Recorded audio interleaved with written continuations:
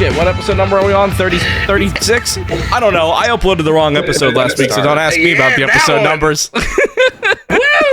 Hello, everyone. Welcome back to the 3 Count Out podcast. We have a lot to talk about this week. There were 2 attempted murders in AEW, and there have been 2 weeks absent of Mr. Jackal Joker, so we have a lot of football to catch up on. We have a lot of AEW. Well, not a lot of AEW to talk about, because not a lot of it is worth talking about, but we'll at least touch on All Out. It was a pay-per-view that had like 2 weeks of build, so fucking sue me for not really being that interested. But yeah, we're back up to our full-man squad. Gentlemen, go ahead and introduce yourselves. I'll go first this time.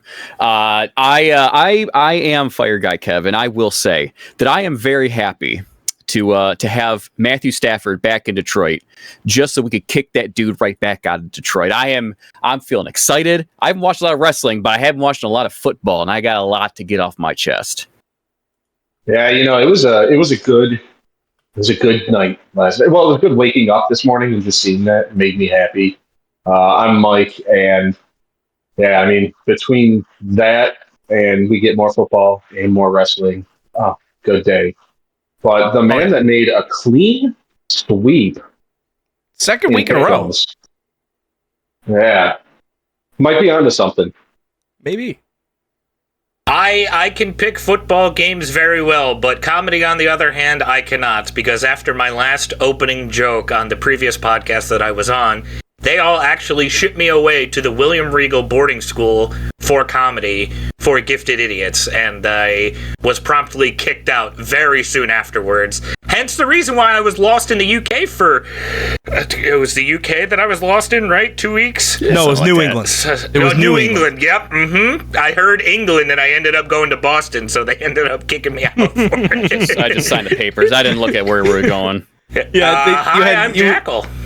We had sent you on a plane to London to cover All In, but then you got lost and went to New England. So I guess maybe you got your ticket right and then went back to... I don't know, man. You were gone for a while. You know what happens. All of a sudden, I heard that there was a statue of Tom Brady put up and grown men were crying over the side of it. I was like, oh boy, I better go see this thing to make sure it's real. Is there a Tom Brady statue? Out in New England, yep. And when it got revealed, the Patriots fans started getting emotional over it. Bless their heart. I mean, their Lord and Savior. If I saw the Barry Sanders statue, I mean, I'd be like, wow, that's cool. Not, I love you, Barry. Barry, you did it for me, even though you were retired before I was born. But, you know, tomato, potato. What's happened, guys? I haven't been here. I'm not. Is it? That made me feel old. Tomato, potato. Is it not? Sorry, Mike. Listen. Barry was done at like. Time. I'm ready to go. Yeah. Mike actually applied for AARP earlier today. Mm-hmm. That was too old. What happened while I was gone, fellas? What's up? What's going on? Something about a waiter. Well, 2 attempted murders. Yeah, well, I guess Kevin's constipated too. I heard that. I think. Yeah, he was bleeding. Were you here for when he was bleeding to death? I was here for the blood. I was here for the There Will Be Blood episode. Delirium. He was bleeding, and then he was recovering, and then I think something about his loins being tingled last week. There's been a lot of stuff going on with you, Kev. Yeah, I don't know. I'm just kind of here.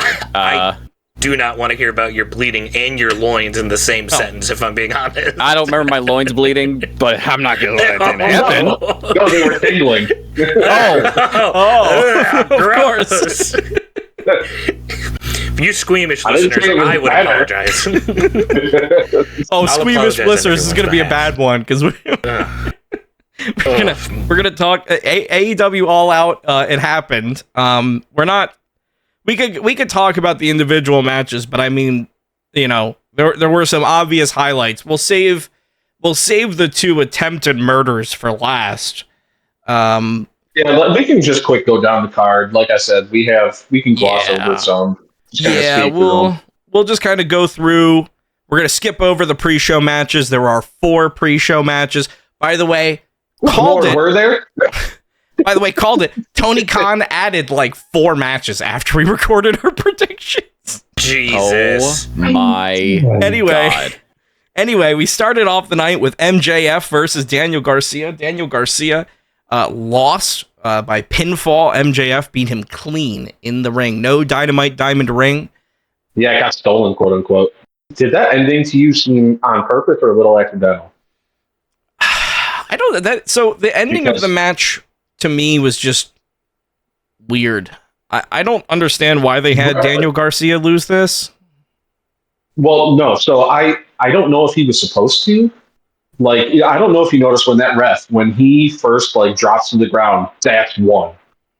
So like as soon as he drops to the ground, that's the one count. So MJF knew that kicked out the first time it happened. Daniel Garcia did not. Oh no. Yeah, like maybe the ref like getting in position. Yeah, and it's like as he's getting in position, he just counts one already. So I think it might have been a little bit of a whoopsie-poopsie. I don't know. It was a weird match. It was a good. It was good. Like MJF and Daniel Garcia, it's very, very good. But this kind of felt like one of those matches. I mean, I know they had build up and stuff to it, but this felt like one of those that was just kind of thrown on here. I don't really know if it needed to be on a pay-per-view or at least in the main card, and maybe on the pre-show. But then you got MJF. You can't put MJF on your fucking pre-show, right? So who knows? No, he quit. Yeah, no, he'd walk out. Then we had well, speaking of people that would walk out if you put them on the pre-show, we had for the tag team MJF won that match. Okay. MJF beat Daniel Garcia clean. I knew it. Yeah, he did a low blow and then got a goofy roll up, and that was that. Yep. Yeah. Nifty. But then the next match we had the for the tag team championships. AEW hasn't been doing shit with these. We have the Young Bucks, who have been holding it for a while, versus the Blackpool Combat Club. We'll talk about that whole thing later, because the important part here is just that the Young Bucks are still the tag team champs. Blackpool Combat Club, again, we'll talk about it later. That was the team of Claudio and Wheeler Yuta and Mox and Danielson and all of that. So that all plays into one of the two attempted murders. Then we have for the AEW International Championship, Will Ospreay versus Pac. Will Ospreay winning, defeating Pac by pinfall. This is a great match. It was like 20 minutes, but it felt so much quicker. It was like, this is what you want, like this was a Will Ospreay match through and through. And they let them do all the flippy shit. Yeah, like Dandy and I were just sitting here watching this match, just like, like just watch him flip around the ring and just do all crazy shit, and we're just like, all right, like you got no idea what's going on, but you love it. It's awesome. Yeah. Then we can move on to the Chicago Street Fight. Chris Statlander and Stokely Hathaway defeated Willow Nightingale by submission. This also featured a spot that I think is the first one that I've seen in wrestling, at least, which is thumbtacks to the gooch. Huh? What? Yeah, Chris Statlander went to hit a move and Willow swept her leg, so she landed directly on the thumbtacks right on her crotch. Like the bits, split. She slammed the thumbtacks. Yeah, split, touch the mat. Yeah. Yeah. Good for Chris, man. Ow. I wouldn't. Well, no. I don't know if good for is the right word here. No, that's not. No. Listen, just because it hasn't been done, there's probably a good reason for that.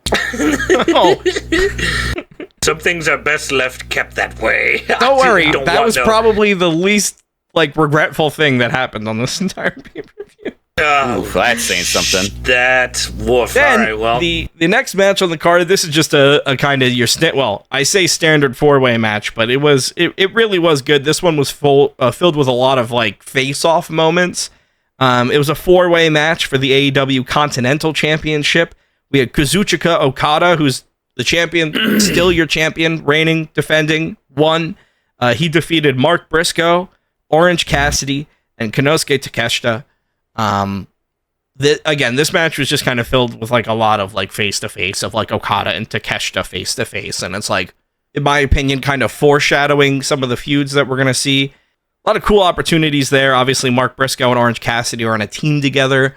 So it's, kind of the conglomeration, the team that they're on. They've had this kind of, they've had matches together before. Like, they're not the kind of team where it's like, oh, we won't fight each other. Like, they're kind of the Ring of Honor, like, we fight each other because we respect each other, kind of bullshit like that. So, but Mark Briscoe and Orange Cassidy, I don't think have faced off yet. So I think that was a first. But yeah, I think that's just This was one of those matches where I was like, oh, okay, if anything's going to change a belt, this will, because now he doesn't have to be pinned. He doesn't look weak. Yeah. We can put the belt on somebody else, and instead, nope.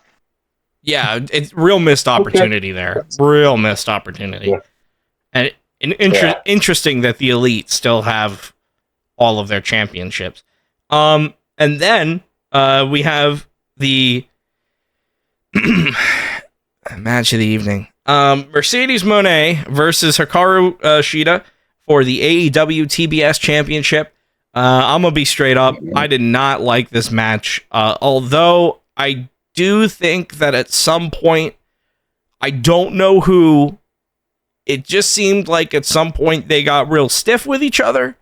So I don't know who kind of started that, but I at least caught Mercedes Moné throwing a nasty forearm like to the side of Sheeta's head.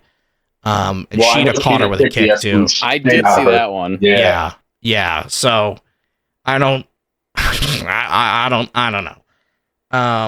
But it was, it was a Mercedes Moné match. So, and then cookie cutter. Now we can get to, compared to every other match on the card, now we can get to the bread and butter. And what, in my opinion, these two matches right here kind of stole the pay-per-view away from everything because of sometimes what happened in the match or sometimes what happened after the match. So the first attempted murder of the night, which it doesn't sound like a lot, but it's weird that I get to say it twice. So the first attempted murder of the night, Bryan Danielson, your AEW World Champion. Again, every match Bryan Danielson is doing is not just for the championship, but for his career as well. He defeated Jack Perry. So Jack Perry lost, part of the Elite, still the TNT champion. That wasn't on the line. A great knee he did where Jack Perry flew across the fucking ring. That was so good. Yes. I do have one problem with this match. And the problem is Bryce Remsburg. Because at one point during the match, Bryan Danielson had Jack Perry kind of like rolled up. It was like one of those like victory rolls, not like a surprise roll up, but still kind of like, packaged together in the middle of the ring. And Bryce counted 2, and then Jack Perry wasn't going to kick out. So Bryce Remsburg took his hand and pushed Jack Perry out of the pin. And the camera shot was like on the entrance. It was like coming down the entrance ramp. So they were like right ringside, pointed directly at Bryce Remsburg, pushing like full on camera, clear as day, just a ref breaking up a pin. I don't know what happened. I don't know if it was miscommunication or something like that, but that just, hey, one blemish throughout an entire, otherwise a great match. I think Jack Perry looked amazing in this match against Bryan Danielson. Kind of the news from this match though, which I'm going to give Tony Khan some credit. I think Tony Khan has been telling this story for a while. And if not Tony Khan, then maybe Bryan Danielson, because he is in charge of his own creative. So remember that. But the Elite come out because, Jack Perry's friends with the Young Bucks and all of that. So the Young Bucks come down, kind of like, you know, you may have beaten him, but we're going to beat you up. You're by yourself kind of thing. Then the BCC comes out. They come out to save Bryan Danielson. So they kind of like during the match, they like run off the Young Bucks. And then after the match, they come out and they celebrate and they're all in the ring and they're all having a great time. And it's the full BCC, including Pac, who's kind of a recent addition when they won the Trios Championships at All In. So people were, you know, during All In, people were like, well, what's going to happen? Like, if Danielson retires, does Pac take his place? Moxley's doing this new faction. Is he going to go there? And we finish this match with everybody standing in the ring, arms up, happy as can be. And then Mox gives Bryan Danielson a hug. Yeah, so Mox gives Bryan Danielson a hug. Pac gives Wheeler Yuta a hug. And as soon as Pac gets Wheeler Yuta in the corner, Claudio Castagnoli, the snake that he is, hits a European uppercut on Bryan Danielson and sends him on his ass. And as soon as he hits a European uppercut, Mox pulls out a plastic bag from his pocket and starts to suffocate Bryan Danielson. As Bryan Danielson is being suffocated, Wheeler Yuta breaks down in tears and is being held back from Pac. This goes on for 2.5 minutes. Bryan Danielson has a plastic bag over his head. As soon as the plastic bag is removed from his head, Wheeler Yuta runs over to Bryan Danielson. The other three guys leave. They just walk out through the crowd. Apparently no one's concerned about the attempted murder. The crowd was chanting, "This is murder." They're bright in whatever city they were at. Yeah, man. Good job, guys. You figured that one out. Yeah. It was a long 2.5 minutes. And listen, was it a little uncomfy? Yes. Maybe. To tell a great story, absolutely. the only thing that kind of gives me a little bit of like, okay, coming out of this. I mean, besides the fact that it's, you know, it's wrestling. We know what the deal is with it, right? But like just knowing that everyone is safe because they did put an oxygen mask on Bryan Danielson, but they carried him out like by his arms and legs. No. Yeah, well, listen, they blew all the money on Final Countdown. They couldn't afford a stretcher.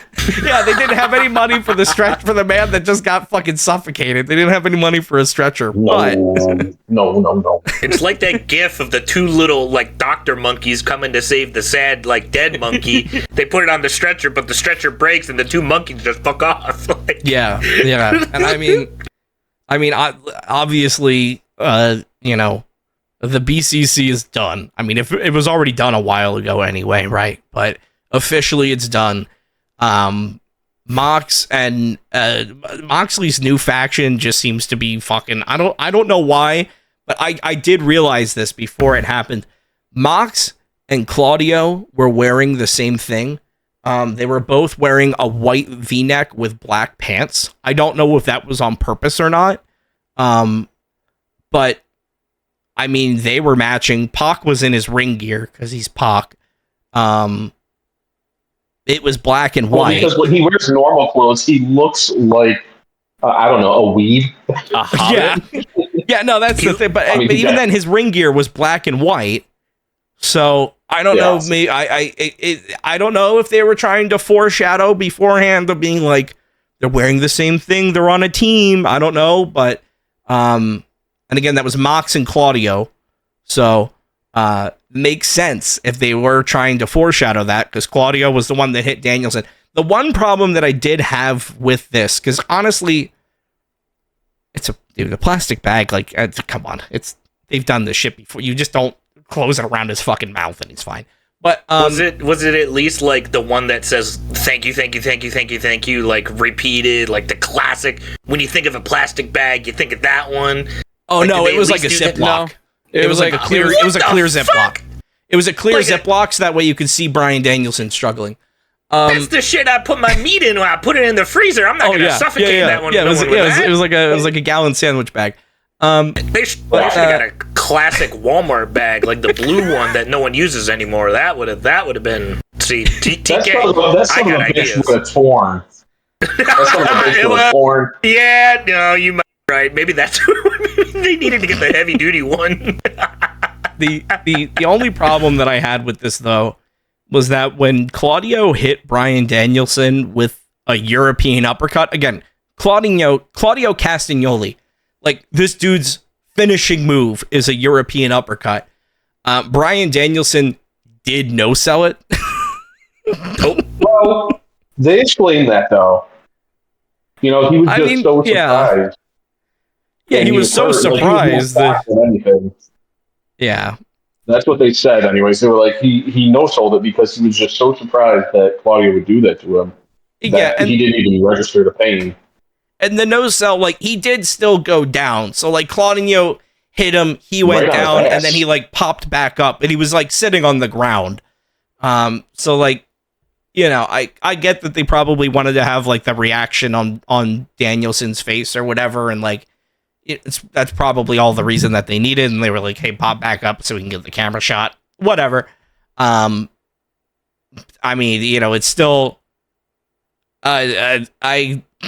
Listen, I wasn't expecting to see somebody get a plastic bag over their head on a pro wrestling show, but here we are. Well, you never do, but you just kind of roll with it.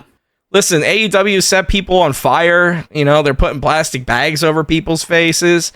And in their unsanctioned steel cage match, the match between Hangman Adam Page and Swerve Strickland begun with them trying to decapitate each other. Before the cage even lowered, they rang the bell. So as soon as they rang the bell, the cage started to lower, and Prince Nana was on the outside. He started like throwing in like tables and chairs and, you know, throwing stuff in the ring, getting all the, like, they had like a bin that had like some stuff in it that they were going to use and things like that. So he got that in the ring. While he was getting all of that in the ring, Hangman Page and Swerve Strickland literally tried to decapitate each other by holding each other's head underneath the rope as the steel cage was coming down, insinuating that they were going to hold the other person there so that way the steel cage could crush their head. As one does. Yeah, you know. But that's what started this match. 5 minutes in, there were some staple guns that were used. And there were just no-sell, no staple shots to the chest in the back. What the fuck? While you could see the staples in their body.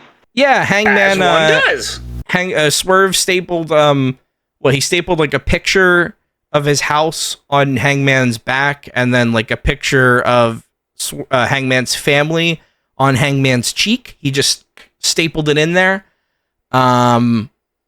Which they fell off at some point during the match, which means at some point during the match, Hangman had those staples then, you know, ripped out of his body. There was you know, it's just some barbed wire being used.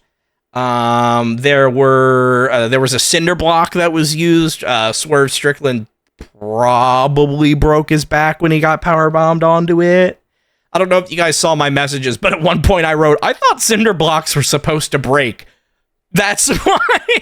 Oh no! Well, no, I mean, he got powerbombed straight onto it, and then they did the vertebreaker onto it, and it didn't crumble either time. I was like, oh, they just decided, fuck it, let's use a real one. Yeah, they just used a real fucking cinder block, and then the match, the match ended via a hypodermic needle through Swerve Strickland's mouth. Excuse me? He went in through the inside of his mouth and pierced it with a needle. Hold on. Hey, sorry guys. Sorry. I think my headset just cut out there real quick. I didn't hear any of that. Can you say it one more time just so I can be sure? Yeah. So he went in with, like a needle that you would get poked out at the doctor's. Went in through his mouth and poked it out the side of his cheek. He also ripped the grills off of Swerve's teeth. That's fine. I don't know what that entails, so I don't really know how to react to that. I've seen it. Do you know how strong dental glue is, Kev? No. Extremely. Okay. Oddly enough, though, of all the stuff that you've mentioned so far, like the decapitation and the needle through the cheek, it's still not the thing that I've seen 1,000 times. Yeah. So the attempted murder. Chair shot? Yeah, the attempted murder of Swerve Strickland. So the match ended by knockout. The knockout was the knockout was Hangman taking it was Hangman took a chair and boy did he swing it, and he swung it so hard that he broke a chair over Swerve Strickland's head. Swerve was on his knees. Hangman kind of went back, like all the way back, swung it through, hit him like the part of the chair that you sit on that broke through, and Swerve Strickland's head just went right through the chair, and then Swerve went down to the mat and did not move. So yeah, I mean, again, it's wrestling. I don't know if you guys saw the clip that I tagged you in of the actual chair shot happening, but the chair did look gimmicked of like it, he hit it and then like it looked like it was kind of loosened. So like he didn't actually break the chair on his head, but regardless, he was still getting in the head with be actual murder. Yeah. But regardless, Swerve Strickland still got hit in the head with a fucking steel chair at like Mach 5. Yeah. So yikes. And I know Hangman's a sad millennial cowboy, but he's also a very strong millennial cowboy. He's an angry millennial cowboy. And I know a lot of people, a lot of like actual wrestlers were like, yo, that chair shot was not cool. So they're getting a lot of pushback on that. And in fact, Bryan Danielson and Swerve Strickland. To them, I say this. Do you think Swerve didn't okay that? Yeah. I just think there's something to be said when your main event of your, like the story for your main singles champion cannot be shown on social media due to TOS because you strangled him with a plastic bag.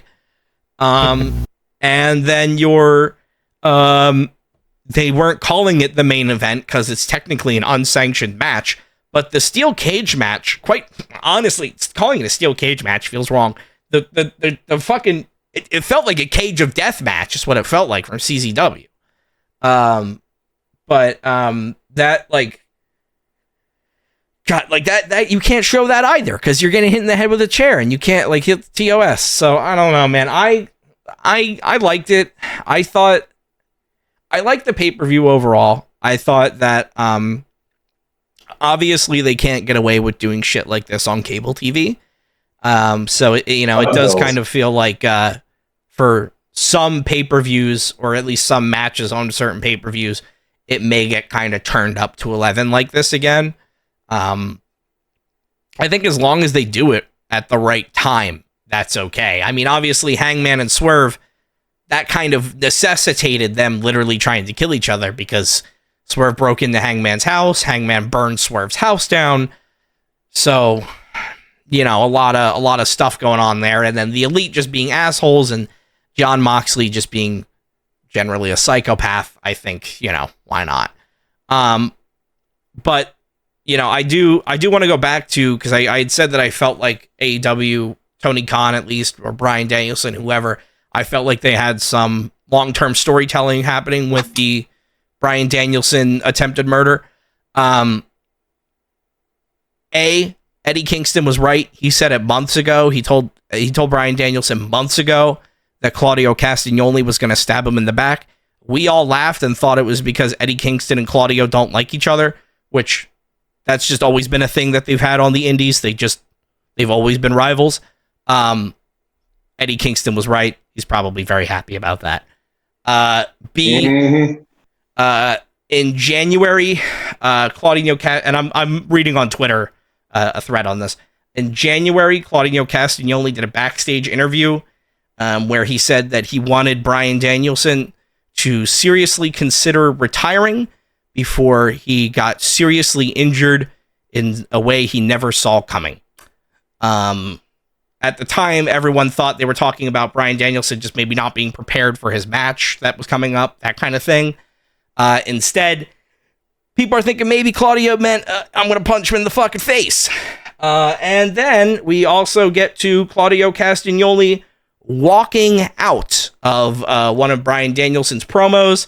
An AEW camera followed Claudio as he walked out. This was when Bryan Danielson said he was partnering with Eddie Kingston for the Anarchy in the Arena match. So there have been some kind of breadcrumbs of Bryan Danielson better watch his back or something may happen. So this seems like the something. So I don't know if they were specifically planning to have an attempted murder or not, but I do, as someone who has been vocally outspoken about AEW not having good storytelling, I'm going to give them the benefit of the doubt and say at the very least they were planning something kind of at this level of like kind of stunty, you know what I mean? Like obviously they're doing it for the headlines. We're talking about them, so it's working.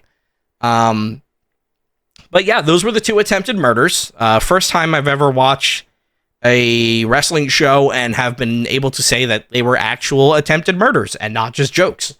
So that's what AEW's got cooking. I think there was another thread on that Twitter from @user Jackal Joker. Claudio also spotted at local Walmart 2 days ago before All Out, right? All Out. All out. All out. Yep, got that one right. Yep. Spotted with Ziploc freezer bags in his car. Shit. Preparing for this very moment. Eddie Kingston was right all along. Who knows what will bring the future of AEW in the coming days. And I think this is a very good period for it right now because, in my opinion, I know others are inclined to disagree. I feel like WWE is kind of... I know they say they don't ever do an off season, but if there was an ever to be an off season, it's now. Oh, that changes tonight. That changes tonight. It changes tonight. It changes in 45 minutes? Yeah. So tonight is this week actually is the season debut for both Raw and SmackDown on USA before they go over to Netflix. So they are starting off Raw tonight. Again, we record these on Mondays before Raw, but they are starting off Raw tonight, commercial free for the first hour with the Wyatt Six and American Made, which is Chad Gable's team with the Creeds. They're going to have a nice little street fight to kick off the show. So we'll probably see a third attempted murder. Looking forward to it, honestly. But if Uncle Howdy does it, it's socially acceptable because he's a spooky guy. He's a demon. Yeah, that's the whole point. That's half the gimmick is to be murder. And it's coming up on October, too, the spooky season. So my thought process is that Howdy's going to get a buff. Yeah, you think? Just because of what time of year it is. Halloween buff, just like Danhausen? Hell yeah, dude. I'm all for it. That's a good buff. That's a very good buff. And he's also just buff in general. That's fair. Anything else announced on this crazy-ass week of WWE with both shows being back on the USA Network for the first time since, like 2014, 15? Something like that. If you care, Bret Hart's going to be on Raw tonight. I don't. Because they're in Calgary, so he'll get the hometown. Yay! Canada guy. However, one interesting thing that may be happening, because Raw and SmackDown are now on USA. AEW is in the middle of cutting a new TV deal, and it's expected that the new TV deal will still keep them on their channels now, so still TNT and TBS. However, they're thinking that it's going to remove the exclusivity rights that Warner Brothers currently has. If that is the case, people have said that there are executives in Fox that are interested in picking up AEW.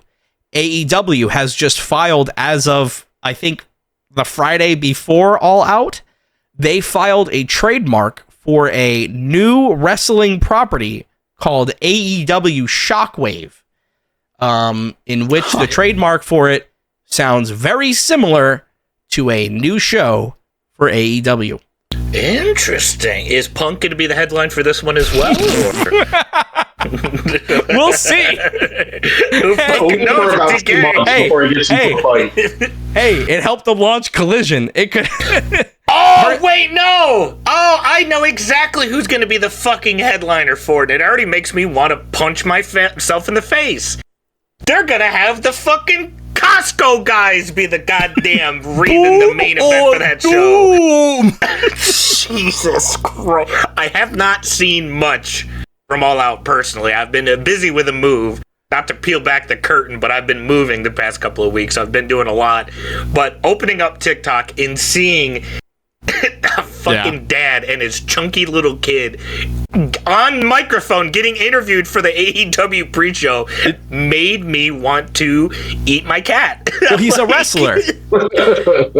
I don't care. I don't want to see those two near wrestling ever. I don't care. He's advertising his last match. You can watch. Who cares? You can watch Big Justice wrestle. No, shut up. Stop. We are not going to promote this shit. We are not. Nope. No, I'm not going to stop talking. We're not going to promote that shit. We are better than this.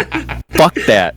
You don't want to watch the Costco guys fight the BWO? Doom. You don't want to watch them fight Blue Meanie? The BWO. Yeah, BWO. Oh my God, dude.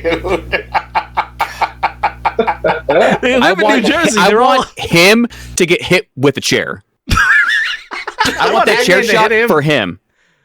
All I want to see and hear after this match, and I will start watching if it happens. If he's instead of the whatever, what's his thing? What does it say? It's like the chocolate. I hope he go bring the boom boom and poo. Like I hope he's brain dead after this. I'm being mean. The American Power Child is his name. The American Power Child. The American Power Child. Oh God. Alex Justice. The American Power Child. Alex Justice. He ain't a fucking child no more. I'll tell you that much. Oh no. Jesus. But you know what? You know what? He's gonna bring the boom. They don't blink. They don't. I've been trying to tell people in the comment section for months. No, they don't. They don't blink in their videos, and it's starting to scare me. Speaking of things that scare me, gentlemen, there is a lot of football going on this weekend, and don't worry! Oh, yeah. Football fans, college, NFL, rejoice, for the football brain is back. Unfortunately, I'm just going to start out with the bad news, get it done, and then out the way, just rip the Band-Aid off. Kevin, you can start putting a script together on your phone or something, but the national reigning, defending, undisputed, totally didn't cheat college football champions of the world, the Michigan Wolverines, who had a very, very, very shaky start against Fresno State, only having about a 13-point lead up until the fourth quarter, until Will Johnson got a nice 90-yard pick six. Unfortunately, went down to the Longhorns of Texas, as College Game Day and Big Noon Kickoff were both in Ann Arbor for this top 10 matchup, as Texas ends up defeating Michigan 31-12 for their first regular season loss in 3 years. Their first what? Regular season loss. Okay. All right. Yeah, they've lost in the playoffs, but in the regular season they have not lost until Kenneth Walker from Michigan State had the game of his life, and probably the reason why he got drafted against Michigan, where they lost to the Michigan State phone jerkers. Sorry, I know you're about to go off, but I had to get one more. Well, before he does. Okay. Oh, your favorite my swimmer. question: Does the coach hate Orgy? Like, What is happening there? That they have a starting QB, and he's just like, no, I'm going to put in the backup who can't throw the fucking football unless it's to the defender. So essentially, to give context to those of you who are listening that aren't familiar with Michigan, the Michigan championship team that won last year has essentially been depleted, gutted, whatever word you want to call it. JJ McCarthy was the starting quarterback last year, and he got drafted by the Vikings in the first round and ripped his tiny little ankles to pieces. Did he? There was a backup behind him that actually got playing time last season when Michigan was up big by the name of Alex Orji. There was, in fact, an orgy in the end zone. Ooh. He had the playing time. He had the experience. And going into this season, 99.9999999% of Michigan fans all pretty much thought that this was a guaranteed thing, that Orji was going to be the starter. Instead, we got the starter by the name of Davis Warren, who I think is a six-year senior, fifth-year senior. He's been with the program for a while. Oh, yeah. Is he stupid? Oh, yeah. He's been around for a while. No, more like I think he got hurt 1 year, and then COVID gave all the other players like an extra year of eligibility. So there's a bunch of people who have been sticking around for a while now. But regardless, goes by the name of Davis Warren, and if you're listening, hey bud, how are you? You look like the human embodiment of Cracker Barrel. Like, you look like what white bread is to a real living person. Essentially. Oh my god. But somehow skinnier and not as filling. Oh. And he is mid. Mid. Oh my god, Mike, you're right. He does look like a Cracker Barrel. Mike, mid is being generous at this. I know it's only been 2 games, but mid is generous. Like, I understand Fresno State is a very, very good team. I understand Texas is probably one of the few teams that are going to win the national championship this year. So he's had very stiff competition. Be that as it may, not impressed. And the question that Mike brought up, why is Sharon Moore not playing Alex Orji, who has game time experience with, albeit a much better team, but still, he's been a proven commodity over fucking Cracker Barrel. Well, not just that, but he can also scramble unlike Cracker Barrel. Yeah. Orji has the legs, and he's also got fast feet too. So, do you think some of this was just them trying to, like, let's try him out for a game and see what happens? I mean, it is kind of stupid because it's college football and you fuck up your playoff chances, but... Right. Well, it would have made sense if it was just against Fresno State, but they did the same fucking thing against Texas. Orji was in for, like, a play or 2. Oh, really?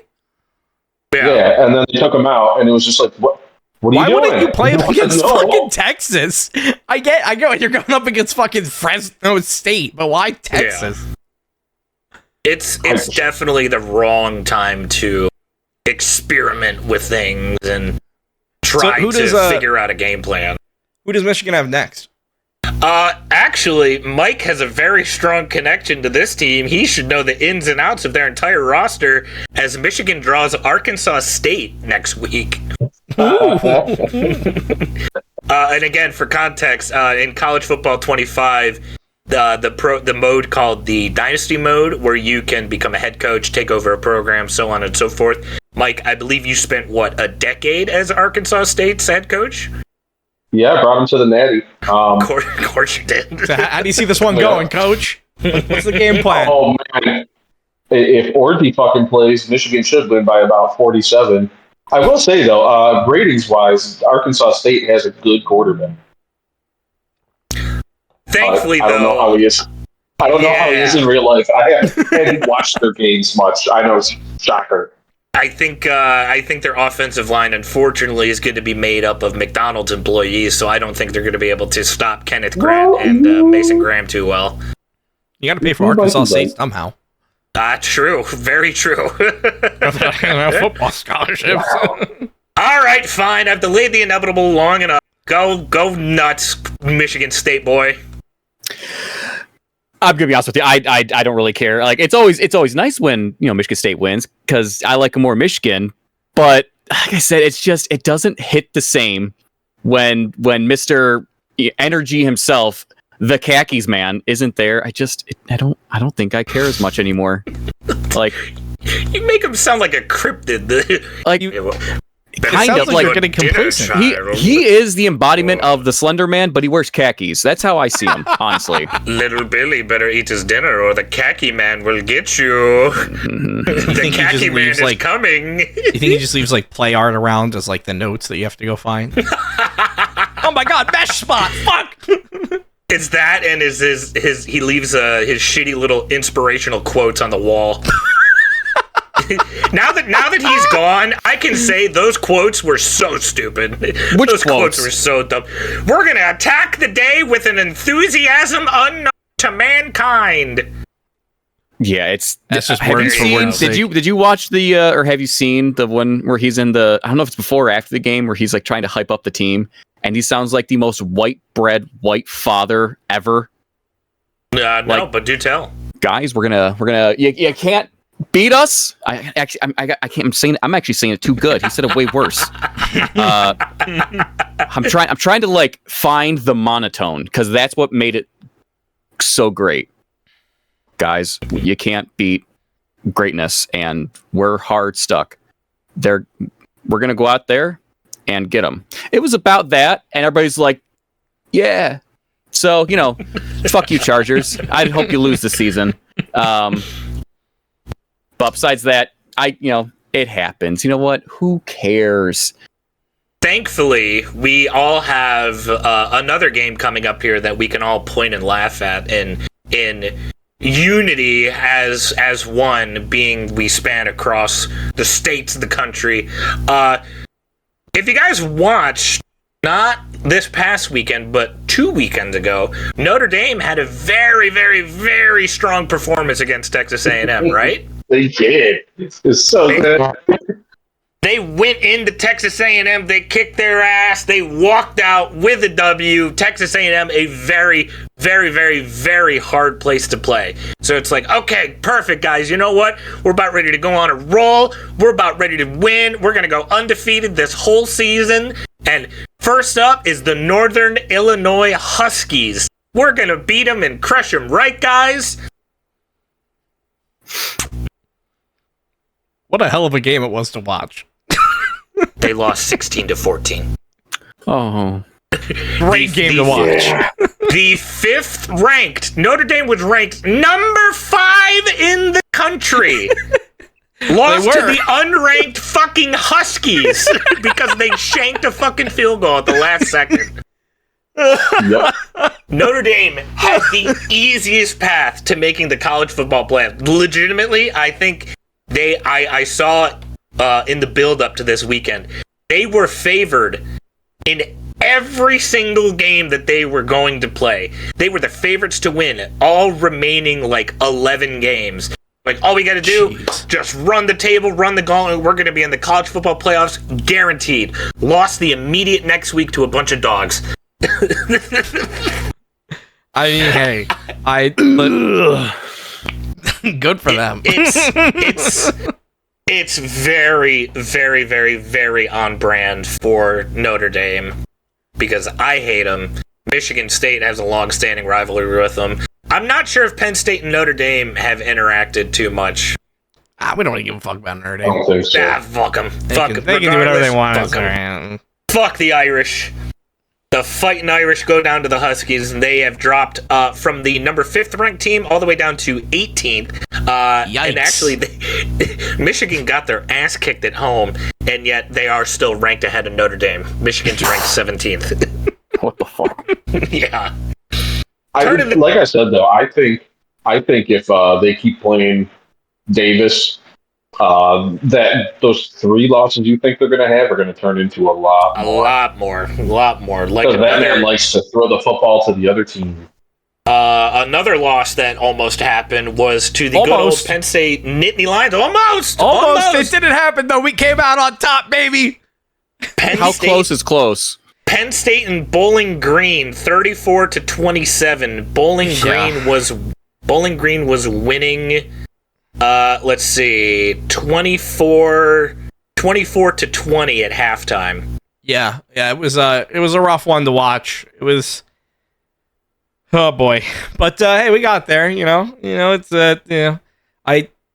there were some good passes, and it seemed like the team kind of had to get a little bit of a kick in the ass. I didn't get to watch it live, but I did see a lot of the highlights, and a lot of the highlights seemed to come out of that second half. So feels like we kind of had to kick it into second gear, which is on brand for Penn State, because Penn State has notoriously always been a team that has kept my blood pressure high while watching a game. Yeah, Penn State has started very slow. Drew Allard did not throw the ball much, 13 for 20, 204 yards, 2 TDs, and 1 interception, while the Bowling Green quarterback, Connor Basilak, 25 for 39 with 254 yards, 2 TDs, 2 interceptions. So the Penn State secondary was letting up some passes, but boy, oh boy, they got 2 picks to show for it. And squeaking out with a win as well. And I believe next week you guys have Kent State. That one 0-2, baby. They are 0-2. Right now, you guys will like this. I was just curious just to see. ESPN, the matchup predictor, Penn State favored to win 99%. Oh, gorgeous. So gorgeous. Kent State Love has a chance, but it's a 1% chance. That being said, Bowling Green wasn't supposed to have much of a chance either. So we'll see. But it is at Penn State, so they are walking into Happy Valley. Good fucking luck. That should be a little bit better too. And unfortunately, it is a lighter week for college football. Really, the prime time games for college football don't really start until about week 4 once divisional play starts, because all of these cupcake games are first. So this is just one more week of sort of meh games to get through, and then finally we'll be on the other side to some great college football games being played. With that being said, it is time to quick get into our college football pick'ems, and we'll spend the rest of the time talking about some NFL. First up, we have the one of 2 top 25 matchups this week, with Arizona traveling to Kansas State in the night game. 20th ranked Arizona, 14th ranked Kansas State. I'm going to be honest, I know nothing about these programs, but it's just one of 2 ranked matchups this week, so fuck it, we'll give them some attention, and now I have a reason to watch. Mike, who you got? Real quick, I don't know if you have it in front of you, because I only saw a brief blip of the Arizona game. What's their record? Let me do a little checkaroo. Arizona is 2-0. That's what I thought. I'm gonna take Arizona, just because what I saw. That's why I asked, because what I saw, I was like, man, they kind of look good, like better than I thought they were going to. You know what I mean? They look good in real life, but boy, oh boy, on the video game, I wanted to rip my penis off. Kevin, who you got and why? Well, how do we want to look at this? What am I feeling? Am I feeling in my gut? Maybe. Feel it in your balls. Well, actually, might just be gas. I'm sorry. Who's at home? I don't know if you said who's who. Kansas State is at home. The 14th ranked Kansas State, 20th ranked Arizona. Kansas State's at home. Honestly, I kind of want to just go Alabama, but I feel like that's just a safe guess. Nope. Alabama. We're not even. I'm sorry. Arizona. Oh, Arizona. That makes the decision a lot easier. Fuck it. We're going. Don't hurt yourself. I'm thinking. There's a lot on the line here. Give me Kansas. Give me Kansas State. Era, who you got and why? I don't know shit about Kansas State. Arizona, I'm familiar with. And you're. I'm only familiar with them from the game though, so I share a similar experience. That being said, since I don't know anything about this, I'm going to go based off of the information that's been presented to me. And Kansas is number 14. So I'm going to go Kansas.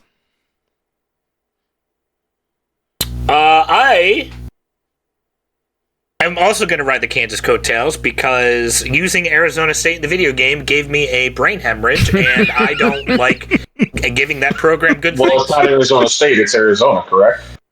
Oh, I used Arizona against Kevin, though. Okay. Yeah. Oh, yeah. Yeah, if you lose to me, something wrong. Jesus. Next up, the other top 25 match. Ooh, you know what? That one... no, I don't want to pick that one. That one's too much of a gimme. Hold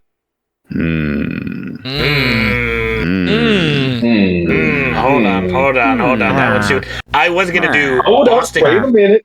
Boston College versus Missouri, but it's 24th ranked Boston College versus number 6 Missouri. Missouri should run away with that one handedly. Instead, we're going to turn our attention back to the Tigers. We're going to go ahead and take a look at LSU, the 16th ranked LSU Tigers, going to take on the South Carolina Gamecocks. LSU. I'm sorry, the what? I'm sorry. The South Carolina Gamecocks. Gamecocks. Like a chicken. Okay. Gamecocks. Like a chicken. Like a chicken. Like the chicken. Oh, yeah. We call them Gamecocks down here, boy. We're calling Gamecocks now. Mike, taking the Tigers. Kevin. I am. We got one. If you got a tiger versus a gamecock, honestly, I think the Tigers are going to take the Gamecocks down to KFC and fry them up. There we go. Era. Who's got the better record right now? Are they both 1-1 or? I believe South Carolina is 2-0. I believe LSU is 1-1 because they dropped to LSU, and LSU is ranked. Or sorry, LSU dropped to USC. So LSU is 1-1. South Carolina is 2-0. LSU is ranked 16th. South Carolina is unranked, but South Carolina is at home. They lost to USC, but that's still not a bad loss. Give me LSU. Yeah, I feel like they're not gonna. I don't feel like they're gonna lose to an unranked opponent this quick. I don't know if it's gonna be something. I don't know if it's gonna be like a runaway victory by any means, but I think they'll squeak by. I'm taking the Gamecocks here because I don't like Brian Kelly this early in the season. Brian Kelly usually gets his shit figured out by around week 5, maybe 6, and being as they just whooped the fuck out of a cupcake opponent. Hold on, I'm curious as to who it was. I know it was a cupcake. Yes. Oh no, they didn't even whoop him. Nichols. Yeah, ready for this one? The Nichols State Colonels. What the fuck? Yep. What is this KFC themed fucking schedule they got? They got chickens, they got the Colonels. Pat, oh my god. The running back is Colin Guggenheim. I don't know who this team is, but I think I want them to win now. They LSU beat the Nichols State Colonels 44-21, so they didn't even whoop them. It was actually kind of a close game. God. Yeah, I'm taking the Gamecocks, baby. Yeah, can I switch mine if they're giving up 21 points to Nichols? Can I switch? Next up, give me the Gamecocks. Which this game should be the game of the week on paper. Is seeing the Alabama Crimson Tide ranked number 4 heading all the way up to Camp Randall to take on the fighting Wisconsin Badgers in another SEC versus Big Ten showdown. I believe this is the first time that Alabama has played Wisconsin ever, or in at least like 60 years. So this is going to be a very, very interesting matchup. Yeah, Alabama's good. Again, I wouldn't call them great. I don't know if they've faced enough people that we can call them great, but they are good. And I don't know if I've seen Wisconsin play. So give me Bama. Bama. Because I said them earlier, I will also be taking Bama. Yeah. I just irrationally hate Alabama, so I'll take Wisconsin. Wisconsin. I hope that this is going to be the upset of the week here. I was not thoroughly impressed with Alabama over the past couple of games whatsoever.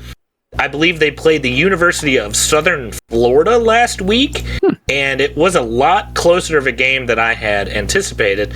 Unfortunately, much to the chagrin of Butt Dick Kiss, Alabama absolutely slaughtered Western Kentucky 63-0. But that's because Butt Dick Kiss wasn't playing, so that's probably why. That's your main problem right He's there. got DMV figuring out his naming issues. It's a whole thing. NIL deals. And then they played Southern Florida this past Saturday. The final score, 42-16. That's a lot closer than I would have liked as, say, an Alabama supporter. I would have preferred, another 63-0 type of score, because Southern Florida is not good. Not good, my friend. Yeah. In my opinion, like I said, I just irrationally hate Alabama just for exactly that reason. I feel like every Alabama fan overhypes their own shit, and they're always just sitting there fucking roll tide, shut the fuck up. Isn't that, I mean, not to say you're wrong, but isn't that every college ever? No, Alabama's worse. Are they special with it? Alabama's on par with Ohio State with their bullshit. Oh yeah, it's bad. You don't ever want to be connected like that. Just as obnoxious as their fan base is, and I'm saying that as a Penn State fan, as obnoxious as Alabama is. So I just have to irrationally hate Alabama. It's my stance. To wrap up the college football talk, I would like to make you guys a little bit excited, not for this weekend's games, but next weekend's games. You always do. As I'm looking at the schedule. Oh, you mean for college football? Oh yeah. Well, I mean, so what's that picture in the group chat then? What's that about? Oh, actually, nope. I apologize. God damn it. Not the September 28th. Alabama is on a bye. September 21st. September 28th. The Alabama will be at home hosting the number 1 ranked Georgia Bulldogs in a regular season game. So as of now, that is number 1 versus number 4. That is a very, very zesty matchup. Okay, that's all good. Hell yeah, baby. Yeah, that's going to be... So that'll do it for college this week, and we had a whole slew of NFL games to get through, and we can touch on a couple. Chiefs knock off the Ravens because the Ravens can't figure out how the fuck to line up properly, apparently. Yeah, the 5 illegal formation calls? Yeah, what the fuck was that about? The fighting Lamars. The fighting Lamars. Yeah, the Baltimore fighting Lamar. My bad, I misspoke on that part. They go down and only lost by a single toe. Just one toe, that's it.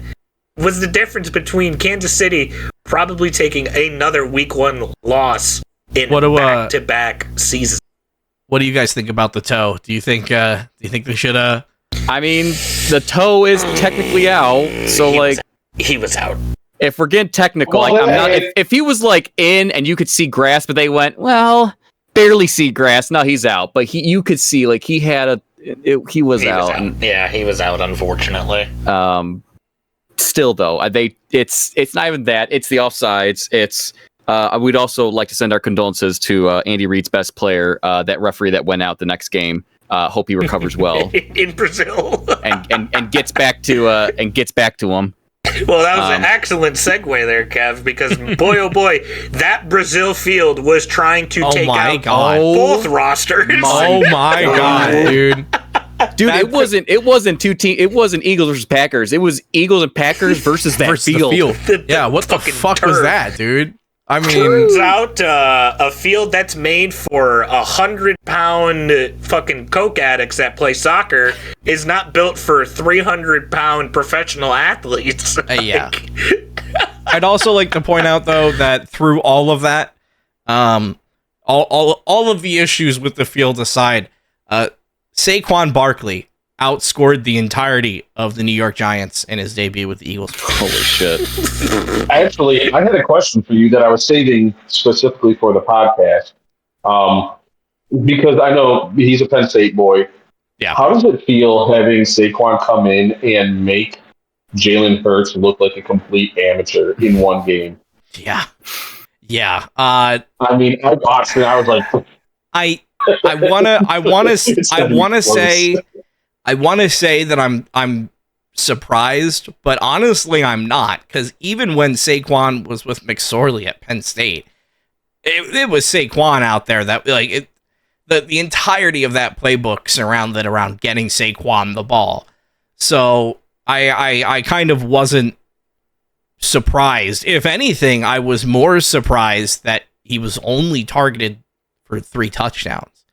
I mean, they were great, obviously, and he came out of this looking amazing. He's the only, I think he's the second person in his Eagles debut to score 3 touchdowns.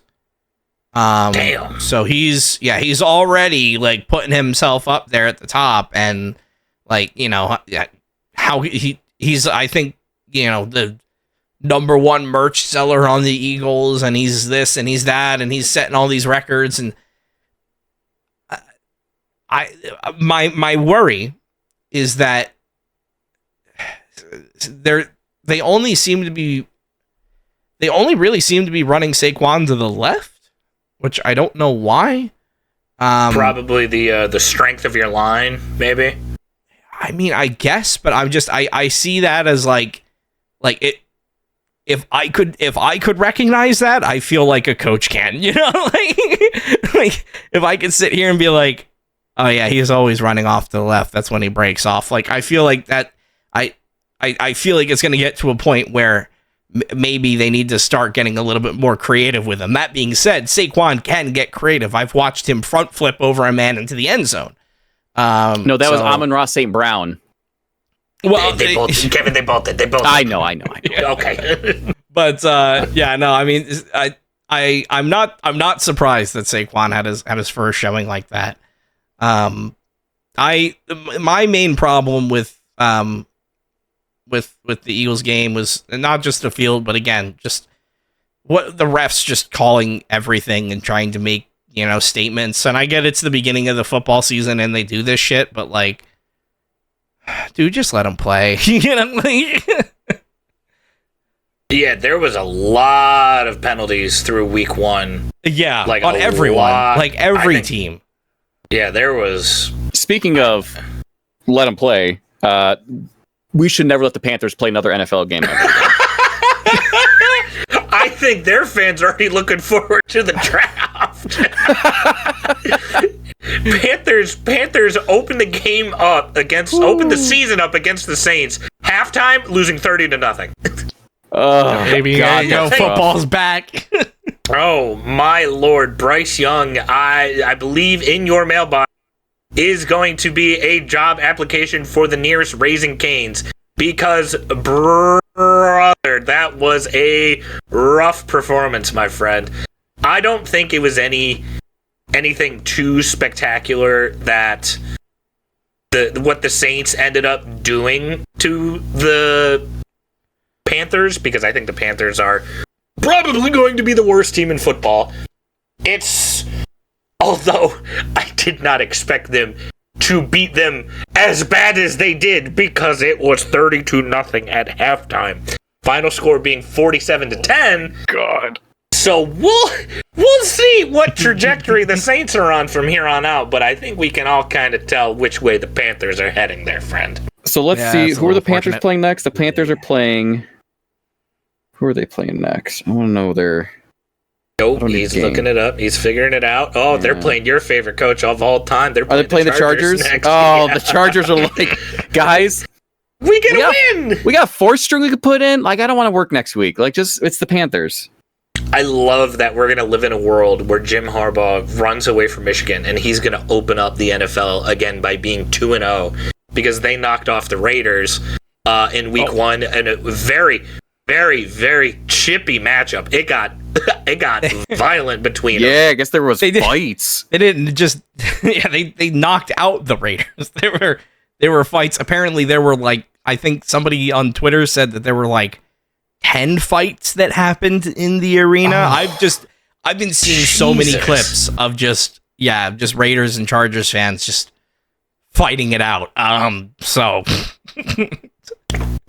It's not even that serious. Like, it's week 1. If you guys were fighting for a playoff spot in week 17 and just went through the course of the whole season, maybe I'd see where you're coming from. But week 1 being this aggressive already, it's like, oh boy, wow, we're doing this, huh? Just for the Raiders to, be like 7-10 again, and the Chargers probably to go 4-13 if we're being honest with ourselves. Yeah, and it wasn't even I was trying to figure out like what. Probably right. I was trying to figure out like what started it, because again, you're right. Like, it's only week 1. Like, why are they already fight? And I was thinking like, oh well, like was somebody just like playing like shit? Because I didn't watch this game, but like there were only like 1 interception for each quarterback. Like, it didn't really seem like they were doing too bad. So I have no idea what was going on, but Who knows?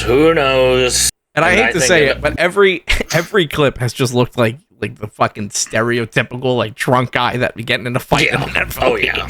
Football season's back, baby. Oh yeah, baby. Oh, it's back in full force. That it was also nice to see that the Giants don't like football.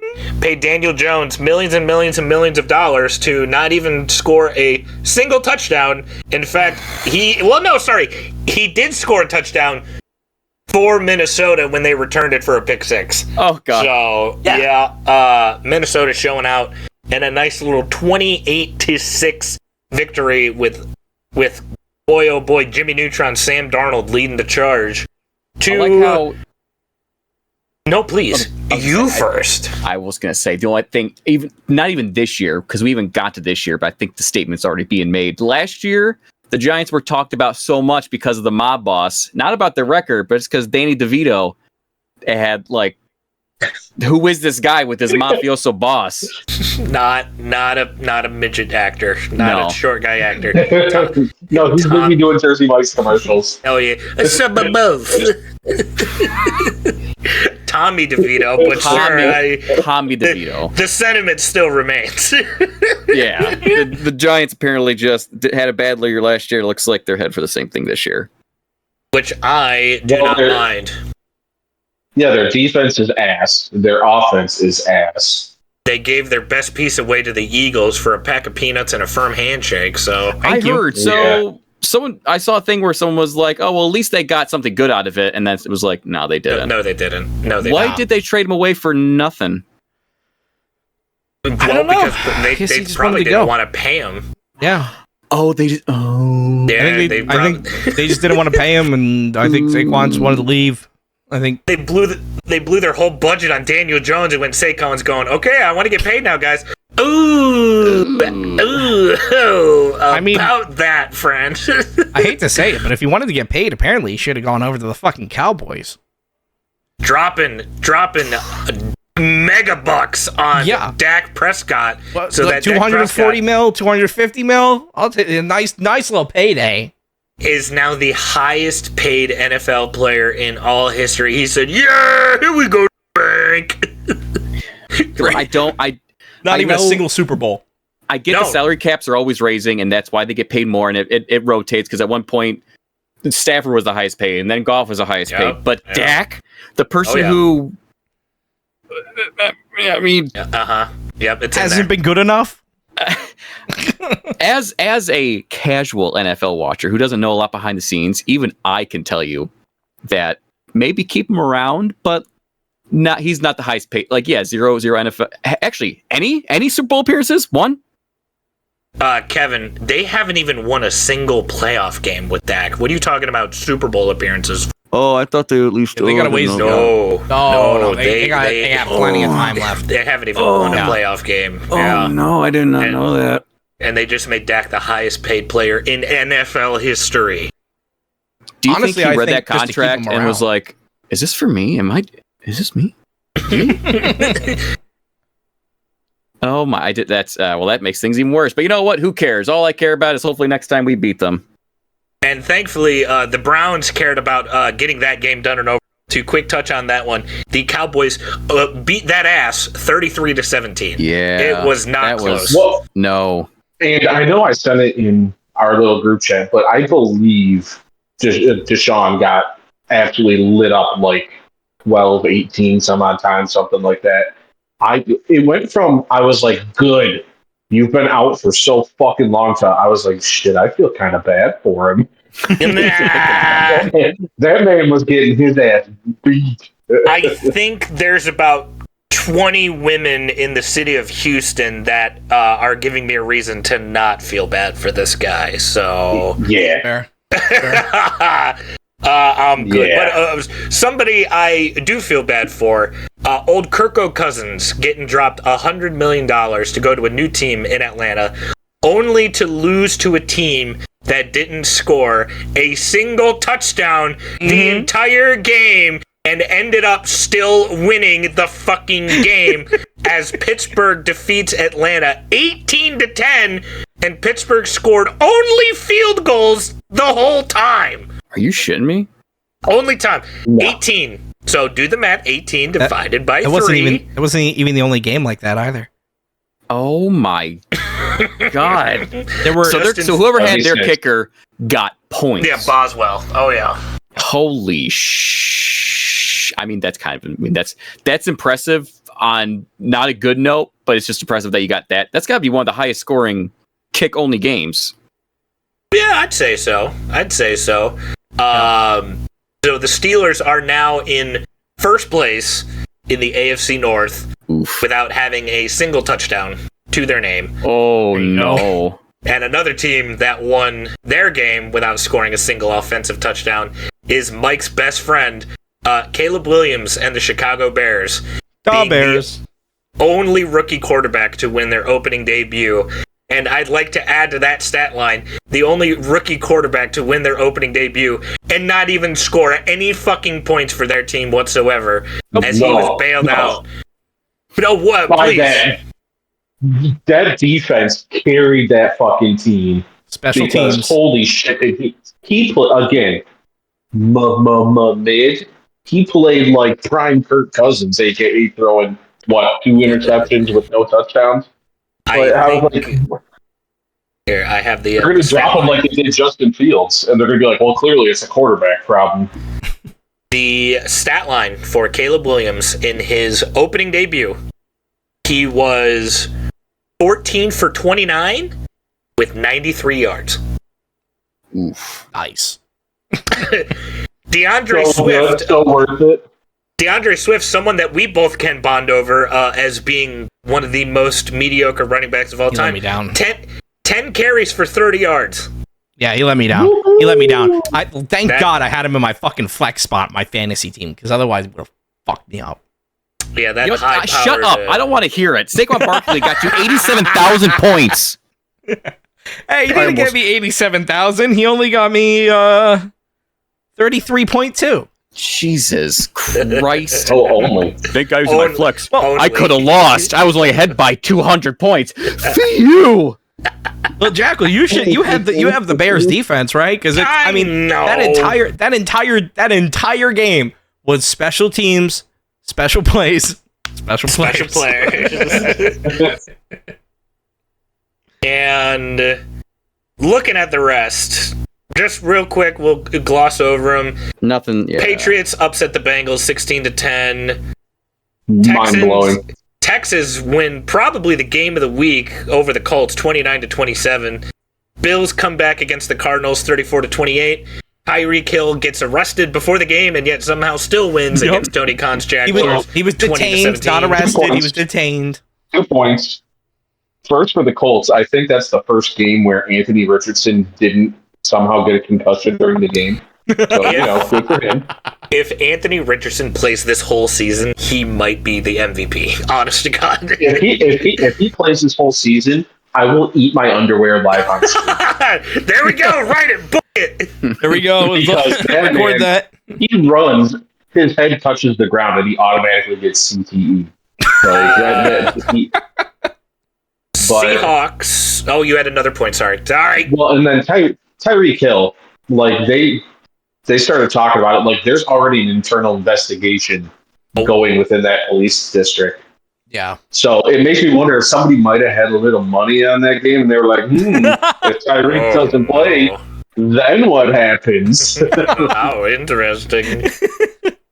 The Seahawks eke one out against the Broncos, 26-20.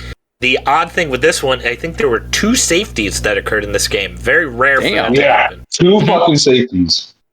Then in the game that nobody watched this week, the Buccaneers trounced the Commanders 37-20 to the surprise of nobody. Yeah, I don't care. But well, there was probably one person in Washington that was like, "This is our year." What? No biscuits! Oh man! Finally, getting to the main event of the podcast: Sunday Night Football versus Rams. Oh yeah, baby! In an absolute barn burner, the only game that went to overtime professionally this week. Lions eke one out, 26-20. I've been talking a lot. FGK, take it away. So, where do we begin? I want to get to the actual end and talk about how it's never going to change, but we will get to the overtime rule that I still think is just so dumb. But this game started off so well. It was very exciting. The first thing I noticed was our defense was getting, they were getting paid last night. They had to put some work in to stop Stafford, which is actually a lot, man. As dude's a good quarterback. But I noticed our defense was our very first play was we stopped them at they got 2nd and 12. Anzalone's a fucking monster, just plowing through people. Loved our defense. Offense was a little much. Was needed a little. Are we actually slated for number 1 offense this year? As far as that goes, you can't really predict that type of stuff. You can't. It's just kind of something they throw out there. Offense. Yeah. Okay. You'll be able to. Well, I've it before. It was. We have 2 good wide receivers, and then Khalif Raymond. Yeah. And we need another prime time wide receiver. We have one in Amon-Ra. Jameson Williams is great down the field, but he's a boomer bust player. Other than that, you're really relying on Laporta for catches and our running game. I love our running game. I hope they stay as healthy as possible. We lost Montgomery last year for a few weeks. Amon-Ra, the few things coming out of this game, one of them being that Amon-Ra St. Brown was targeted 2 times. The first one where he caught the ball and just absolutely manhandled the Rams defender and just threw him to the ground was beautiful. Gorgeous. And then not targeted again. Williams really got a lot of. It was Williams and Laporta, I want to say, for and Gibbs in there too, but as far as receptions, not at all. And I thought he was our guy. He is, and to bring in a little bit of the football knowledge, he wasn't getting targeted, and that opened up Jameson and Laporta to do so because Amon-Ra was getting double teamed the entire game. I gotcha. Okay, because I keep seeing things everywhere where they're like, "Oh, I guess we won't use my." Or it's no, there's got to be a reason. No. Yeah, they were giving him the Calvin Johnson treatment. The problem, the problem is he's not 6'6", No. Yeah, no. So they can't target him. That dude could just catch anything. Yeah. But yeah, great showing from Williams. Great showing from Laporta. Goff finally getting comfortable throwing that ball. Was happy. Gibbs is always reliable. I love when he runs the ball. Honestly, personally, I think player of the game just because he's an absolute unit and didn't think twice about the Rams defense. Dave Montgomery is a fucking beast. Hell yeah, he is. That took that ball and just did 6 plays, pushed through all of them, and then won the game. That was a beautiful thing to watch. Again, to that point, wasn't he on the Bears before? Wasn't he running back? 2019, 2020, that sort of era. So I believe the way the Lions used to make players worse, that's what the Bears do now. You go to the Bears, you become worse. And we got David Montgomery, and he's a fucking stud. Yeah. He's an I want to see more of that. Let him just truck people. And I mean, last year, even with being out, he ran for what, 1,000+ yards? Something like that. That's incredible. And the other thing is that it is a 2-person race for best offensive line in the NFL with the Eagles and the Lions. Like, the Lions have a god tier offensive line to give Montgomery the ability to do what he does. Wait, I need you to say it one more time. It is a 2-team race for best offensive line in the NFL with the Lions and the Eagles. And the Lions' offensive line is the reason why David Montgomery and Jahmyr Gibbs can do what they do. That feels good to hear because our offensive line, I'm so used to that being Swiss fucking cheese. I remember that being the key thing that people always say that we keep losing games of. Decker, Glasgow, Ragnow, Zeitler, Penei Sewell. Those front 5 are what built this fucking team, and I think are going to be the legs that carry us to something really good this year. And I would just real quick like to give the defense a skosh of credit because I've been reading out stat lines from some quarterbacks over the past couple of games. Matt Stafford, would anyone like to take a guess how many times he threw the ball last night? Oh, God, he was throwing a few times. He was throwing more than passing or running. Give me a number. Yeah, there were a lot of passes the outside, too. A lot of passing.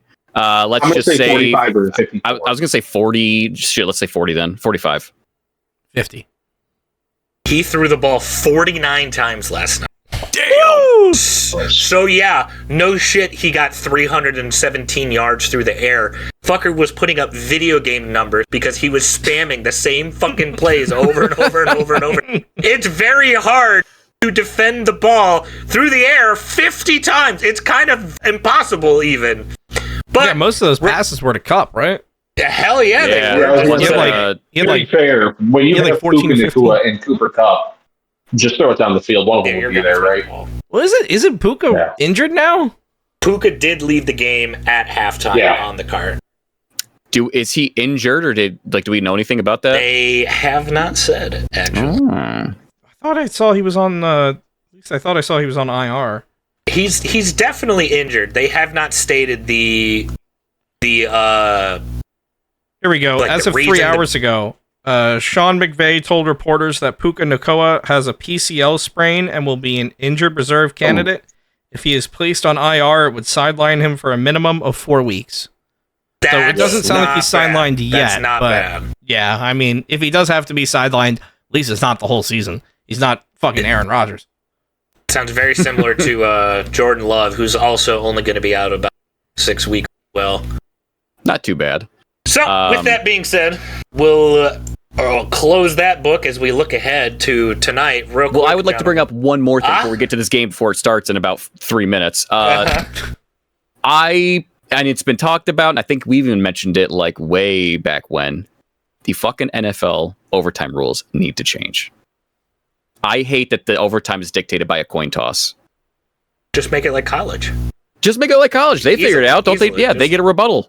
That's the gimmick that people have been trying to get across for years, is just do college overtime rules. Yeah, it's like, don't get me wrong, I'm glad we won because we've been on the receiving end of that where we didn't get the coin toss and we lost. So it's nice for that to happen, but if he would have said tails, we probably would have lost that game. Yeah. Like, yeah, I still feel like they should get a rebuttal, put the defense to work one more time. Yeah, I feel like that's one of those things where you like it when it benefits you, but then when it doesn't benefit you, it's like, all right, well. I loved it, but I still feel the same. Yeah, see, now, me personally, I'm okay with the rule. I mean, it got you. I kind of like you it. guys the win. You should be okay with the rule. I don't mind. What you're saying is you love it and you hate it at the same time. Oh, absolutely. I love it and I hate it at the same time. Let's quick get into it. I know this is going a little bit long, so we'll make it quick. Does Aaron Rodgers complete the game tonight? No. Man. No. I say no. I think... Listen, complete the game? We'll just say complete the game, because that's easier for Pick Ems.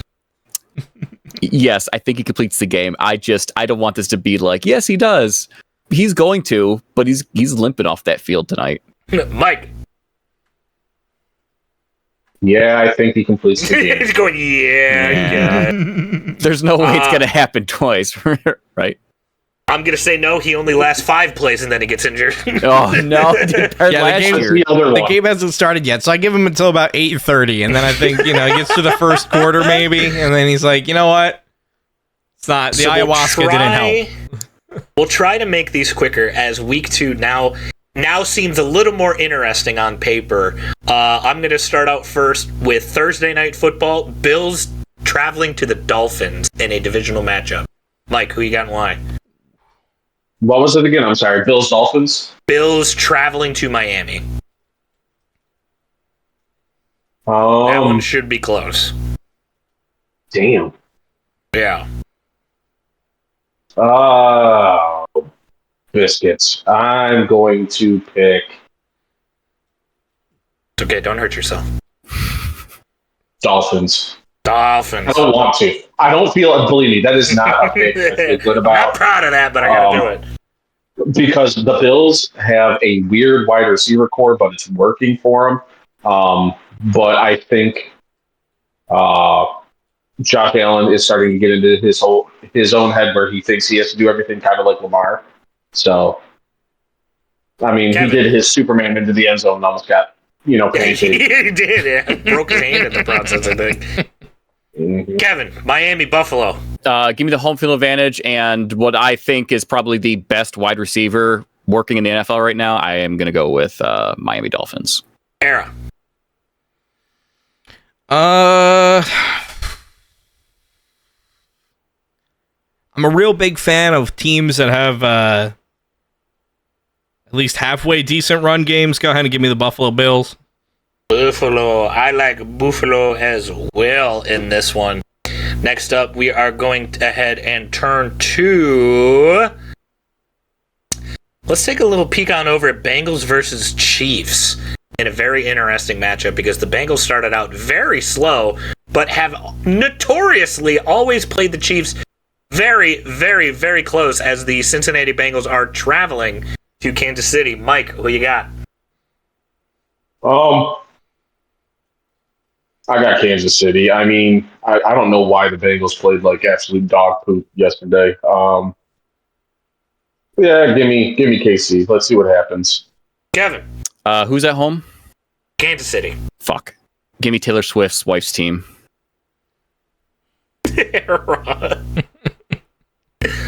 I mean, yeah, the Chiefs are at home. Taylor Swift is going to be there. They're going to win. But also, not just because Taylor Swift, but I think Rashid Rice is fucking amazing right now. I think he already has like 100 receiving yards or something like that. So, oh yeah, I'm liking the Chiefs. And let's be honest, they're going to win because Taylor Swift drew up some kick-ass plays. Oh yeah, you know she drew up every single play for Travis Kelce. Oh yeah, yeah. And then you catch the ball, and then you run. I good do. I don't know why I make her sound retarded, but she called up like Bill Belichick, and she was like, "Yo, we gotta get some of these. Got to get on this." It's like, what if you switched up this year and you throw it to Travis only? That'd be awesome.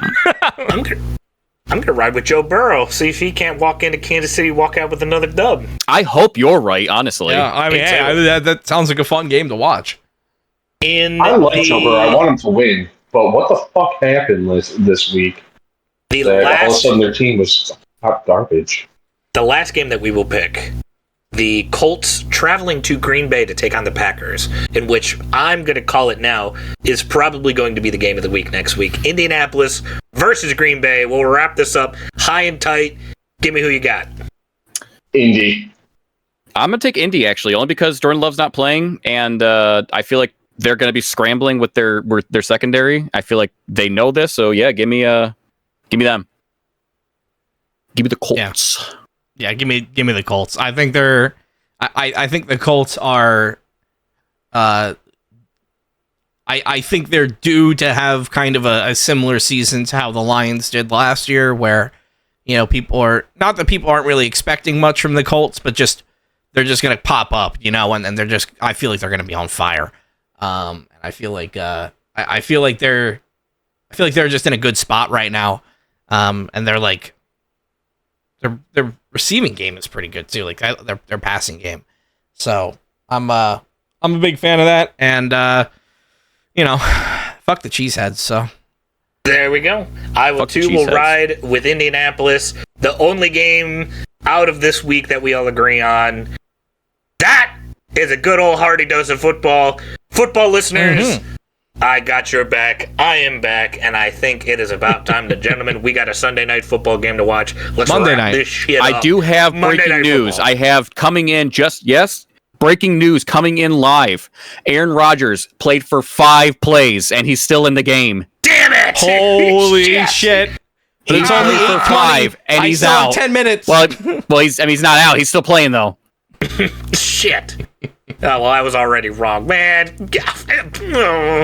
Well, if you guys want to know who was right with their Aaron Rodgers prediction, then that means you should probably come back next week. So if you're on Spotify, go ahead and hit that follow button. If you're on YouTube, hit that subscribe. If you're on YouTube, or if you're on Spotify mobile, not Spotify web or Spotify desktop, but I finally found out that we do have comments on Spotify mobile. So if you're on the app, leave some comments there. If you're on YouTube, leave some comments as well. Just kind of let us know what you guys think for football. Who do you guys think is going to be like a good sleeper pick? That's kind of what I'm interested in right now. Like, what are the teams that we should be getting behind right now, so that way we're covering them towards the end of the season? You know what I mean? So let me know in those comments below. If you guys enjoyed me, you can go ahead and find me at twitch.tv/EraV1 or over on YouTube, youtube.com/EraV1Music. If you're also excited about the Lions winning and you want to see them win more, or even if you don't, you can still come find me at FireGuyKev at youtube.com. And there's one more thing I want to just throw out there. It's always nice. I always look forward to it every time the Lions play, where you go online and you read all the nasty comments about how the Lions suck and we're a horrible team and we're thugs and how dare we almost break Stafford's knees. Just, God, if it don't just put a smile on my face. Anyway, that's all I have to say. If you like listening to me, keep listening to this. Just like I said before, just listen to this over and over until you're sick of our voices, and then listen one more time. If you didn't like me, find me at your local arena's beer tent. If you didn't enjoy the things I said, well, too bad, Kelly Stafford. I will boo your kids again, and I will do it over and over and over. Please, I'm tired of playing the Rams. Can we play somebody else, for the love of God? But if you did enjoy what I said, you can find me at twitch.tv/JackalJoker or youtube.com/JackalJoker. Did you really boo Kelly Stafford and the kids? I mean, listen, I'll do it again. All They're right? Children. I don't care. That doesn't mean you need to bring them on the field. Every single time Kelly Stafford's involved, she has to make it about herself and not the fucking quarterback or anything. Listen, I heard this saying before, and I think it applies here now more than ever. Yeah. And it is, fuck them kids. Yeah. Damn. Yeah. Yeah. And now I gotta get him with the roll-up. Oh, go. Okay, I got it. Run. 1, 2, 3. I'm to ring the bell. Have that surprise roll up. Oh, did you pee a little, Mike? That's my defense mechanism. Oh, no. Oh my God. I gotta go take a shower now. Oh, you don't want to do that even there too. Oh. No. What the fuck? Mike's peed everywhere now. It's a really expansive defense mechanism. He's like a cat that you pissed off. Mark his territory. Mark its fucking territory, yeah. Shit. That smells like Mike's been here. Ew. Gross.